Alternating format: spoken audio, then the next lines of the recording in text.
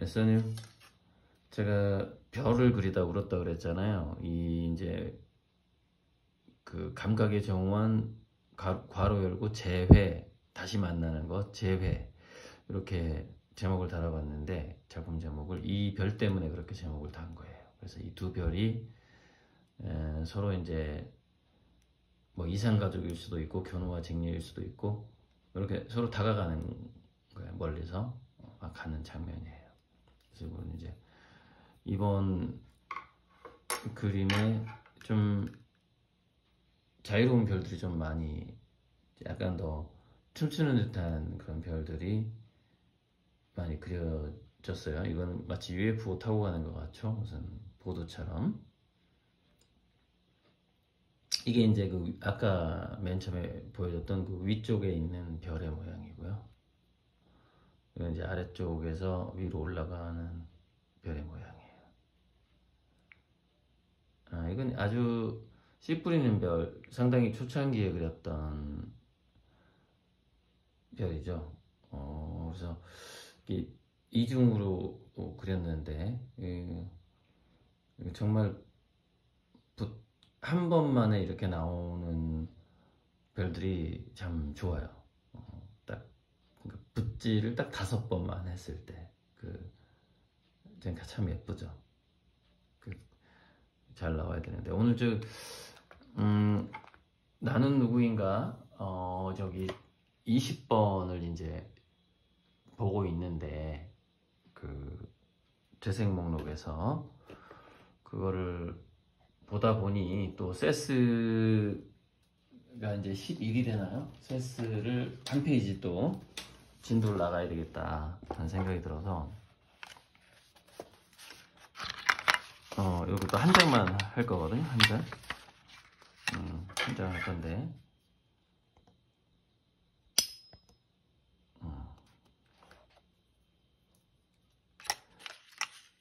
세스는 기존의 시간관과는 전혀 다른 시각을 유지하고 그것을 동시적인 시간관과 융합시켰다. 그리고 전생을 전체적인 발전의 자그마한 일부분으로 보며 다른 중요한 삶들이 비육체적인 차원에서 동시에 전개된다고 보았다.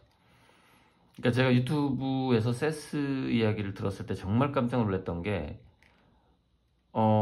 평행우주에 대해서 너무 잘 서술을 하고 있는 거예요. 그래서 상당히 많이 놀랐는데, 그래서 이게 1967년도의 책이기 때문에, 이 원고가 쓰여졌기 때문에 이 책에는 그것이 평행우주를 말한다라는 표현은 없어요. 67년이니까. 그런데 보면은 전생도 한 다른 여러 삶 중에 하나라는 이야기, 전생도 하나의 평행우주라는 이야기거든요. 여기는 이제 그게 안 나오는데 이제 그런 설명들이 나와요. 그래서 세월을 거슬러 올라가는 그의 시간관과 가능성, 과거가 아닌 거죠. 그 당시에는 세스의 굉장히 독창적인 사상이었죠. 지금은 이제 이 다세계 해석과 평행우주가 휴 에버렛의 사상이 됐지만 1967년도에는 세스의 사상이었던 거죠. 또 하나 이제 고통을 의식의 속성이자 생명력의 표시로 보았는데, 여기 이제 우리가 이제 불교에서 일체계고라고 했을 때 그 고를 고통이라고 해석하면 안 되고요. 상호작용으로 해석해도 되는 거예요. 그러니까 우리는 이런 상태인 거죠. 어두운 동굴에 있다가 갑자기 밝은 그 동굴의 죄수 비유가 있잖아요. 어두운 동굴에 있다가 갑자기 밝은 데로 나갔어. 그러면은 밖에 있는 풍경의 아름다움을 볼 수가 없어요. 너무 눈부셔서 밖에 나가 있는 상황 자체가 눈을 뜰 수가 없는 고통이 느껴진단 말이죠. 그것이 이제 어떤 자극, 상호작용의 시작인 것이죠. 그래서 고통이 의식의 속성이자 생명력의 표시다라는 것은, 그게 이제 그 일체계고를 부정적으로 보는, 해석하는, 인생이다, 고통이지 뭐 이렇게 해석하면은 안 돼요. 그거는 경험 자체가 하나의 그 어떤 마찰과 자극이 있다 정도로 해석하는 것이 저는 맞다고 보거든요. 그 일체계고라는 그 뜻도. 그래서 이 세스의 이런 어떤 고통이 의식과 생명의 표시다라는 게 바로 저는 그 석가의 일체계고랑 통한다고 보거든요. 그리고 그래서 요게 또 우주가 처음에 대칭 붕괴로 해서 물질 입자가 생기잖아요. 그 대칭이 붕괴되는 것 자체가 어떤 자극이 들어간 거예요. 그러니까 어떤 최초의 고통이에요, 그게. 그러니까 최초의 고통으로부터 빅뱅이 생겨요. 우주가 생기기 때문에. 그래서 우리가 관측하고 관찰하는 모든 것들을 일체계고라고 말할 수가 있는 것이죠. 그래서 이 고라는 것을 그냥 상호작용이나 관찰로 봐도 된다. 그렇게 해석해도 된다라는 점을 이제 이 줄에서 이제 그런 것들이 생각이 나고요. 그 이제 마지막에 이제 세스의 말이 나오는데, 여러분은 자신의 믿음과 기대에 따라 자신의 현실을 창조합니다. 여기 이제 아비투스잖아요. 과거에 제가 얘기했었던 이끌림의 법칙이기도 하고 아비투스입니다. 자, 근데 이제 요것도 해석을 좀 잘해야 되는데, 자, 읽어볼게요. 어쨌건. 그러므로 자신의 믿음과 기대를 주의 깊게 점검하는 것은 그럴 만한 가치가 있습니다. 자신의 세계가 마음에 들지 않는다면 자신이 기대하는 것들을 점검하십시오. 여러분의 모든 생각은 여러분 자신을 통해 물질적으로 나타나게 되어 있죠. 참 할 말이 많은데 좀 나중에 한 번 더 언급하고 좀 읽어볼게요. 자, 주변 세계는 자신이 품고 있는 생각에 충실한 복사판입니다. 개개인이 잠재의식적으로 의식하는 소위 근원적 가정들이란 텔레파시적 조언들이 존재합니다. 근원적 가정이 텔레파시적으로 조언한다. 즉 나의 잠재의식이 나에게 계속해서 말을 건다. 이렇게 해석하시면 되죠. 그래서 그것이 우리가 한번 트라우마를 갖고 있다거나 또는 뭐 심리적으로 어렸을 때 어떤 상처를 입었다거나 그런 그것이 우리의 세계관을 형성하게 되는데, 그것이 근원적 가정이 된단 말이죠. 그것이 여기서 텔레파시적 조언이라는 것을 이렇게 보시면 되죠. 그 울림과 떨림이 끊임없이 우리에게 들린다. 멈추지 않는다라는 거예요. 그래서 우리가 이 가정을, 이게 세계관이란 말이에요. 세계관, 가치관, 우주관 뭐 이런 것들인데 요거를 잘 살펴봐야 된다.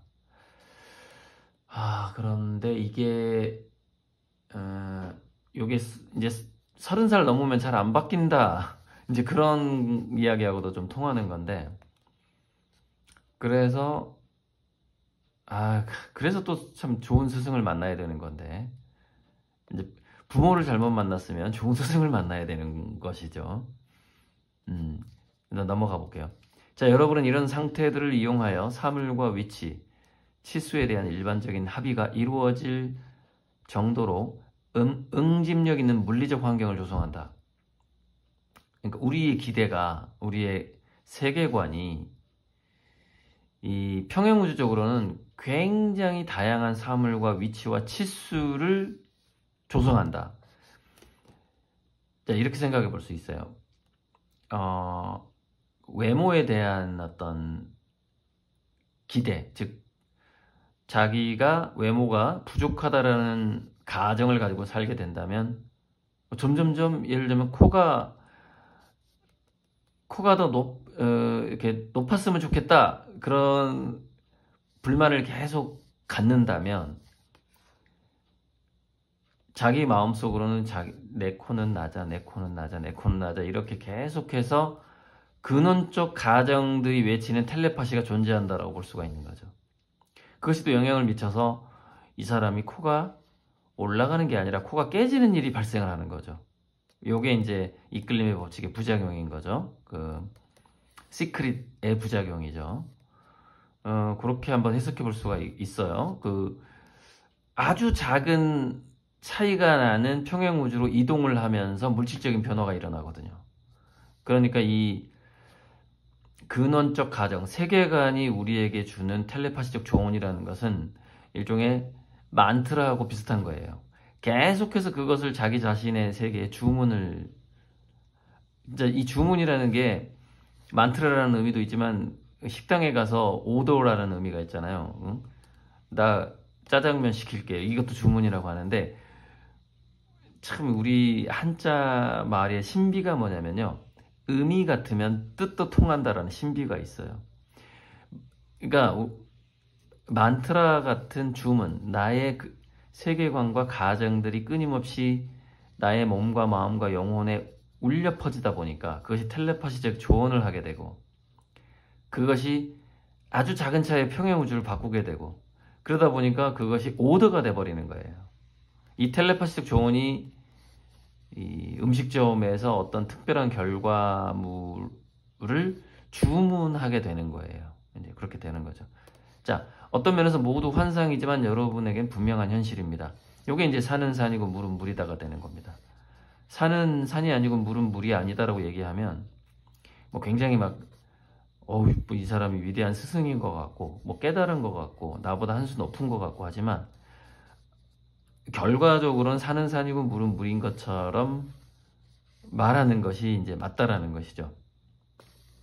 자, 그 다음 여러분이 자신의 존재를 하찮게 본다면 난 갖가지 시간과 공간의 제약 속에서 살고 있는 생물이다 라고 말하겠죠.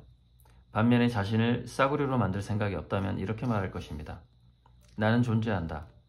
나는 스스로 물질적 환경을 만든다. 나는 나의 세상을 만들고 변화시킨다. 나는 시간과 공간으로부터 자유롭다. 나는 존재하는 모든 것의 일부분이다. 내 안에는 오직 창조력만이 존재한다. 자, 이 말에서 상당히 주의해야 될 점이 있습니다. 무슨 얘기냐면 이 과도한 자기 암시를 주의해야 됩니다. 과도한 자기 암시는 그러니까 이제 제가 그 말 좀 조심하라 그랬잖아요. 나는 날마다 모든 면에서 뭐 좋아지고 있다. 누가 그 말을 퍼뜨렸더라. 그 에밀 쿠엔가. 근데 그게 그 말 속에는 세옹지마라든가 일체계고에 대한 세옹지마라는 그 우리 삶에 예를 들어서 이보 전진을 위한 일보 후퇴 뭐 세옹지마로 보고 뭐 호사다마로 보고 도고 십장이면 마고 십장이다 이런 어떤 그런 느낌들이 그런 것들이 하나의 뭐라 그럴까 안전장치라고 해야 되나 그런 깨달음과 그런 경험이 없이 나는 매일매일 좋아지고 있다 만트라를 계속 외우게 된다고 쳐봐요. 그런 말을 계속 하는 거야. 막 책상 앞에 붙여놓고. 근데 성적이 떨어졌어. 그럼 어떡할 거예요? 이상하다. 나 매일매일 좋아진다는 이야기를 책상 앞에 붙여놨는데 나의 등수는 왜 올라갔다 내려갔다 하지? 이럴 거 아닙니까? 거기서 계속 부작용이 생겨버리는 거예요. 그게 자기가 하고 있는 행동하고 일치가 안 되다 보니까 거기서 자존감이 떨어지게 되고 거기서 자기가 스스로 써놓은 그 문구에 대한 부정성이 생기고 자기가 매일매일 기도하는 거에 그 기도에 대한 믿음이 사라지는 거죠. 부정성이 생겨버리는 거예요. 이거 굉장히 조심해야 되고 여기서 나는 스스로 물질적 환경을 만드는다. 좋아요. 이 만드는 과정에서 일체계고와 세옹지마는 반드시 있다라는 것을 플러스 알파로 늘 생각을 해야 된다는 것이죠. 즉, 이 지구라는 환경 자체가 천천히 발전한다. 그리고 시행착오와 나쁜 운이 오기도 한다. 왜냐? 그것이 그 자기의 세상을 만들고 자기가 원하는 삶을 경험하고자 하는 것에 필수다. 이렇게 생각을 해야 된단 말이에요.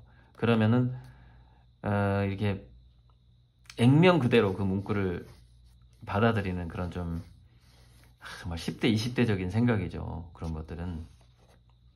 자, 그래서 그런 어떤 경험과 마음이 필요하다. 이런 문구를 읽을 때는. 자, 그 다음에 나는 시간과 공간으로부터 자유롭다. 나는 존재하는 모든 곳이. 그렇지. 이 자유를 느끼려면 그 일체계고 세옹지마, 불일불이 뭐 이런 것들에 대한 그 자기의 체험과 감각이 있어야 된단 말이죠. 그런 감각을 가질 때 비로소 더 자유로워지는 것이죠. 판단중지라고 보통 얘기를 하는데 그런 감각으로부터 판단중지를 할 수 있는 하나의 뭐랄까 지혜가 생기는 거죠. 그러면서 자유로워지는 거예요. 자, 나는 판단중지하고 흘러가는 거죠. 그러니까 그래서 그 판단중지하고 흘러가는 것에 대한 격언이 이 또한 지나가리라 그 말이에요. 근데 이 또한 지나가리라를 단순히 또 세용지마다 이러다가 또 좋은 날 오겠지 이렇게 또 해석하는 것도 좀 너무 단순한 거예요. 그거는 이 또한 지나가리라는 거기에는 이 자유로움이라는 감각을 느끼면서 그 말을 할 때 그 참맛이 느껴지는 것이죠. 자, 나는 존재하는 모든 것의 일부분이다. 신의 일부분이죠. 내 안에는 오직 창조력만이 존재한다. 신은 창조력 그 자체이고 그 창조력이 나는 창조하고 있다라는 느낌을 받기 위해서 감각하는 그 센서가 필요하고 그 센서가 우리 각자의 그 아바타란 말이에요. 각자 소우주란 말이에요. 우리 인간들이. 어쨌건 자, 이런 세스의 말을 쭉 읽어보니 이제 이 말이 이게 성경에도 나오는 말인데 I am who I am이라는 것인데 이게 나는 존재한다예요. 나는 존재하는 자이다 이거거든요. 요 I가 바로 이중슬릿돼서 제가 이중슬릿을 아이슬릿으로 만든 게 바로 이 말에서 나온 거예요.